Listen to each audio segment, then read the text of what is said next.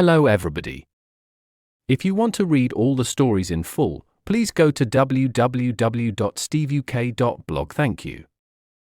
Short Story 573, The Echoing Line, Intermediate.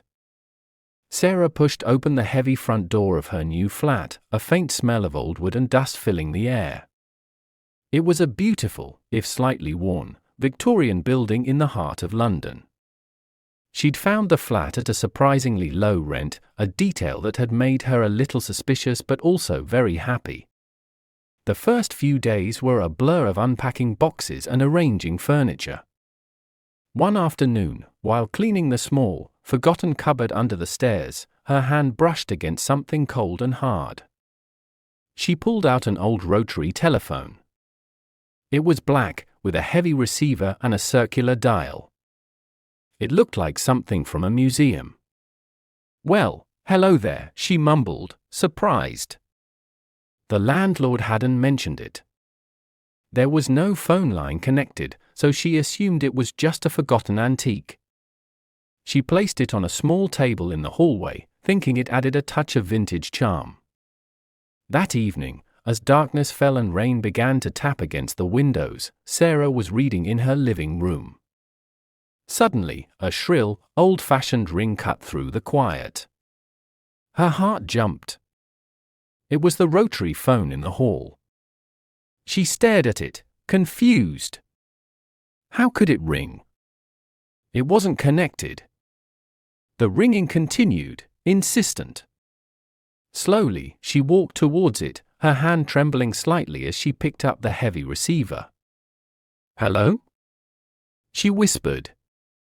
There was a crackle on the line, like static from an old radio. Then, a voice, faint and distorted, spoke. It was a woman's voice, full of fear. He's coming." "The key?" "Under the..." The voice broke off abruptly, replaced by a loud, piercing scream. Then, silence. Sarah dropped the receiver as if it were burning her hand. Her breath caught in her throat. What was that? A prank? But how? Who? She checked the phone again. Still no wires. For the rest of the night, she couldn't sleep. Every shadow seemed to move, every creak of the old building sounded like footsteps. The next day, she tried to forget it, telling herself it was just her imagination, or perhaps a faulty old phone making strange noises. But that evening, just as the clock struck 9, the phone rang again. This time, Sarah hesitated. Should she answer? Her curiosity, mixed with a strange sense of dread, won. She picked it up. "Please?" "Help me," a different voice, a man's, rasped. "She's gone." "The attic." "Look for the diary." Another crackle, then a click. The line went dead. Sarah felt a chill run down her spine. The attic? She hadn't even explored the attic yet. She found the pull-down ladder in the hallway ceiling and, with a deep breath, climbed up. It was a dusty, forgotten space, filled with old trunks and cobwebs. She searched, her flashlight beam dancing across the shadows. After 20 minutes, behind a stack of old newspapers, she found it, a small, leather-bound diary. Its pages were yellowed, the ink faded. It belonged to a woman named Eleanor Vance, who had lived in the flat in the 1920s. Eleanor wrote about her husband, Thomas, and their happy life. But then, the entries changed. Eleanor became increasingly fearful, writing about strange noises, a feeling of being watched, and a growing suspicion about Thomas. The last entry was short and chilling, "He knows. I hid the key under the floorboard, near the fireplace. He's coming for me. My dear diary, if anyone finds this, tell them. Tell them he did it." Sarah's blood ran cold. The woman's voice on the phone. He's coming. The key? Under the... It was Eleanor. And the man's voice. She's gone. The attic. Look for the diary. Was that Thomas, confessing, or someone else? She rushed to the living room fireplace. She ran her hands along the wooden floorboards. One felt loose. With effort, she prized it open. Inside, wrapped in a faded piece of cloth, was a small, ornate silver key. The phone rang again, startling her. This time, the voice was clear, chillingly familiar. You found it, didn't you, Sarah? It was a man's voice, cold and calm. You shouldn't have interfered. Sarah gasped. Who is this? The one who ensures secrets stay buried, the voice replied. And you're in my way. A loud crash came from downstairs. Someone was in the flat. She dropped the phone, heart pounding. The key! What did it open? She looked around frantically. Her eyes landed on an old, heavy wooden chest in the corner of the living room, which she'd assumed was just decorative. It had a small, intricate lock. With trembling hands, she inserted the silver key. It turned smoothly. She lifted the lid. Inside, beneath a layer of old blankets, lay a collection of old letters and a small, rusted pistol. The letters were from Thomas Vance to a friend, detailing his plan to get rid of Eleanor and inherit her money. He had written about hiding her body and making it look like she had run away. Footsteps pounded up the stairs. Sarah grabbed the pistol. It felt heavy and cold in her hand. The bedroom door burst open. A tall, shadowy figure stood in the doorway. He wore a dark coat and a hat pulled low. "Give me the key, Sarah," he said, his voice the same one from the phone. "And the diary." "Who are you?" she demanded, pointing the pistol, though her hand shook violently. "A descendant," he hissed, taking a step forward. "Protecting my family's legacy." Eleanor was a problem. "You are too." Sarah knew she had to act. She didn't know if the pistol worked, or if she could even use it. But the voices, the diary, Eleanor's plea from the past. She couldn't let him succeed. "No," she said, her voice surprisingly steady. "The truth will come out." Just then, the old rotary phone in the hall rang again, a loud, insistent peal. The man froze, his eyes widening in fear. The ringing grew louder, impossibly loud, filling the flat, echoing from every corner. It was a deafening, terrifying sound. The man clutched his head, stumbling back. "Stop it! Stop it!" he screamed, his voice cracking. He turned and ran, scrambling down the stairs and out the front door, the ringing chasing him. Sarah stood there, pistol still raised, listening as the ringing slowly faded, leaving only the sound of her own ragged breathing. She looked at the phone in the hall. It was silent now. Completely silent. She walked over and picked up the receiver. This time, there was nothing but a faint, almost imperceptible hum. The line was truly dead. She knew she had to go to the police. Eleanor Vance's story, finally, would be heard. Within hours, Sarah was at the local police station, the diary, the letters, and the silver key laid out before a bewildered detective. The evidence was compelling, leading to a swift investigation. That a descendant was apprehended trying to flee the country, his family's dark secret exposed.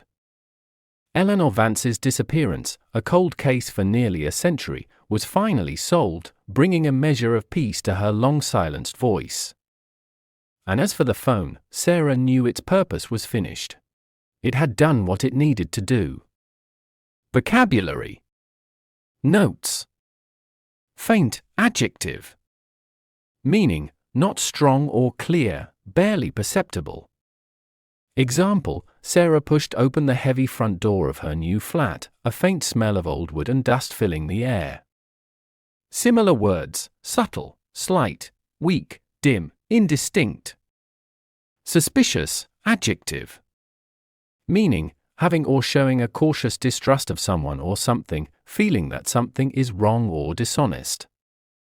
Example, she'd found the flat at a surprisingly low rent, a detail that had made her a little suspicious but also very happy. Similar words, doubtful, wary, distrustful, skeptical, dubious. Rotary adjective. Meaning, especially of a machine part, turning in a circle around a central point. In the context of a phone, it refers to the circular dial used to select numbers. Example, she pulled out an old rotary telephone. It was black, with a heavy receiver and a circular dial. Similar words, revolving, turning, spinning, circling. Antique, noun adjective. Meaning, noun, an object, piece of furniture, or work of art that is old and valuable. Meaning, adjective of or belonging to ancient times, old-fashioned. Example, there was no phone line connected, so she assumed it was just a forgotten antique. Similar words, relic, heirloom, vintage, classic, old. Shrill adjective. Meaning, of a voice or sound, high-pitched and piercing. Example, suddenly, a shrill, old-fashioned ring cut through the quiet. Similar words, piercing, high-pitched, sharp, keen, ear-splitting. Insistent adjective. Meaning, demanding something forcefully, continuing despite opposition or difficulty. Example, the ringing continued, insistent. Similar words, persistent, demanding, pressing, urgent, determined. Distorted adjective. Meaning, pulled or twisted out of shape, giving a misleading or false account or impression. Here, referring to sound that is unclear or unnatural. Example, then, a voice, faint and distorted, spoke. Similar words, muffled, garbled, unclear, twisted, warped. Abruptly, adverb. Meaning, suddenly and unexpectedly. Example, the voice broke off abruptly, replaced by a loud, piercing scream. Similar words, suddenly, sharply, unexpectedly, without warning, quickly. Dread, noun. Meaning, great fear or apprehension. Example, her curiosity, mixed with a strange sense of dread, 1.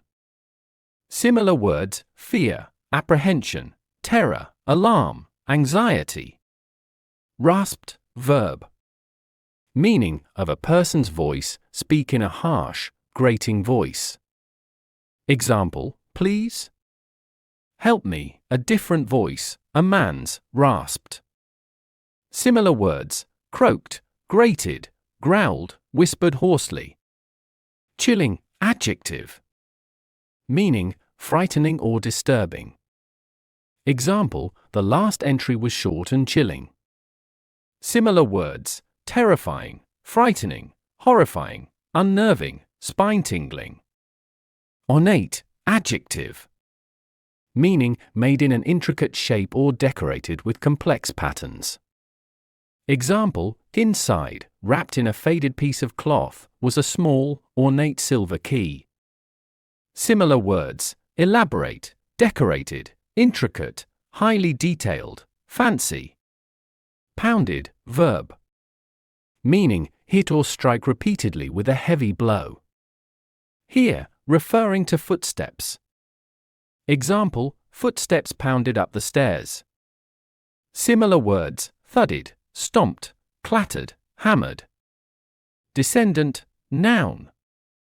Meaning, a person, animal, or plant that is descended from a particular ancestor.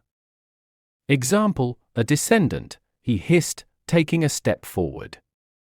Similar words, offspring, progeny, heir, successor. Apprehended, verb. Meaning, arrest someone for a crime. Example, the descendant was apprehended trying to flee the country, his family's dark secret exposed. Similar words, arrested, caught, captured, seized, detained. Story written by Grok 3 AI. Image created by Imagio AI. To read all the stories in full, please go to www.steveuk.blog. Thank you. CC Music, drifting at 432 Hz, unicorn heads. Welcome to the deep dive. Today we're looking into a really fascinating set of notes. Feels like something straight out of a mystery novel, honestly. It really does. We've got source material about a woman, Sarah, who moves into this London flat. An old Victorian one, right? Exactly. And she finds this antique rotary phone, which seems to be, well, more than just an antique. It apparently helps uncover a dark secret, something from like a century ago. Okay, so our goal today is to unpack these notes and figure out how this unconnected phone becomes the key, supposedly, to cracking a cold case. Yeah, get ready for some pretty strange connections here. It takes what could be a simple ghost story and makes it about, history kind of reaching out. So the notes start with Sarah moving in. London flat, Victorian era, surprisingly cheap. That's always a sign, isn't it?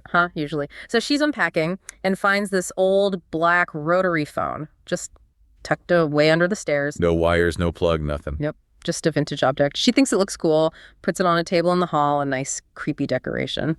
Until it isn't just decoration.